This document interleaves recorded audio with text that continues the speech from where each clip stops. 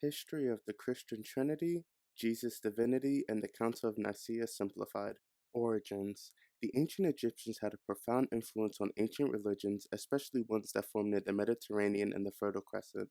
The ancient Egyptian priests often grouped their gods in threes, known as triads, with some examples of this being the Abydos triad of Osiris, Isis, and Horus, the Theban triad of Amun, Mut, and Khonsu, and the Memphite triad of Khnum, Satis, and Anuket. This would spread throughout the ancient world, and some examples of this are the ancient Greek triad of Zeus, Hera, and Athena, and the Roman triad of Jupiter, Juno, and Minerva.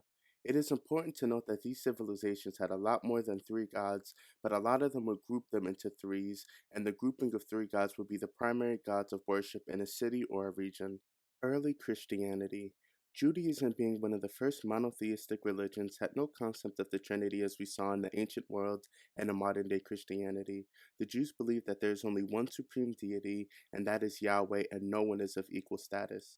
Jesus, being a Jew himself, also believed the same concept.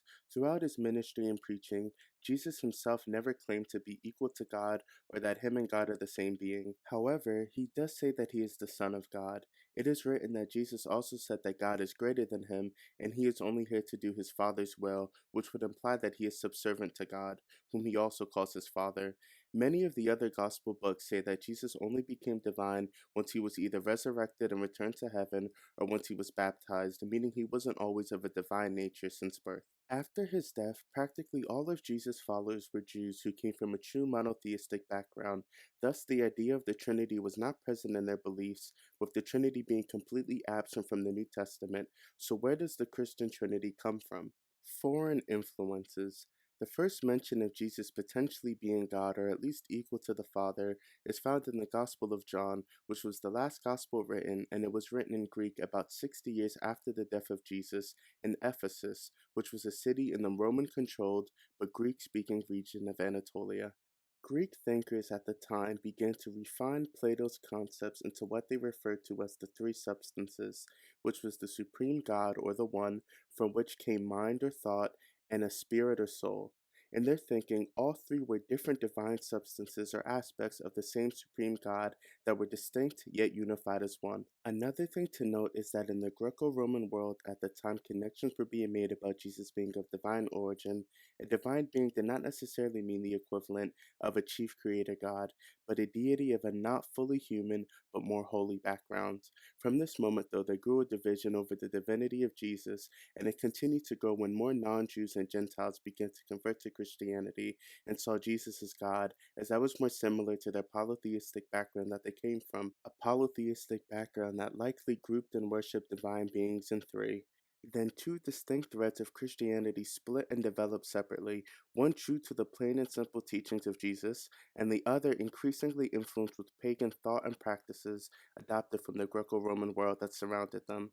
Arguments raged, with the main aspects asking, was Jesus always eternal and God equal to the Father, or was there a point in time where only God the Father existed and Jesus came to existence at a later date?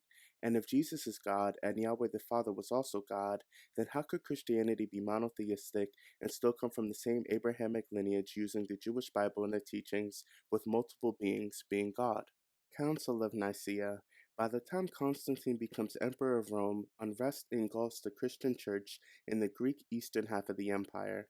Constantine, who had not yet converted to Christianity but thought the Christian God led him to several victories, leading to his complete control of the Roman Empire, thought that the unity and internal discipline of Christianity would be helpful in governing the otherwise fractious Roman Empire. So he decides to call a council of hundreds of bishops to meet at Nicaea, with Constantine in attendance himself in 325 AD. These bishops were tasked with resolving a multitude of issues, but arguably the most important was the Arian heresy. The Arian heresy is the claim that Arius, a Christian priest, made that Christ was not of divine origin, but a created being, and God the Father alone is immutable, and the Son had a beginning. That claim caused intense and sometimes violent arguments within the council. However, as those debates raged on in public, the anti-Arius faction was making deals and bribes with other bishops to gain a majority and thus secure the victory over Arius. As the anti-Arius faction grew more powerful, they threatened damnation and excommunication to any pro-Arius bishops, further slimming out Arius's ranks. Ultimately, the council decided decisively that Christ was of one substance with the Father and therefore divine, officially creating the Trinity with the signing of the Nicene Creed, establishing that the nature of the Christian God was one God in three equal persons, the Father, the Son, and the Holy Spirit. With Jesus' eternal divinity and the Trinity confirmed, this doctrine became the official view of the branch of Christianity of the Roman Empire, eventually becoming the Catholic Church, then splintering off into the Eastern Orthodoxy and eventually Protestantism, with all believing in the Trinity, minus a few small sects, and spreading this belief around the world during the European age of exploration and colonization. Thank you.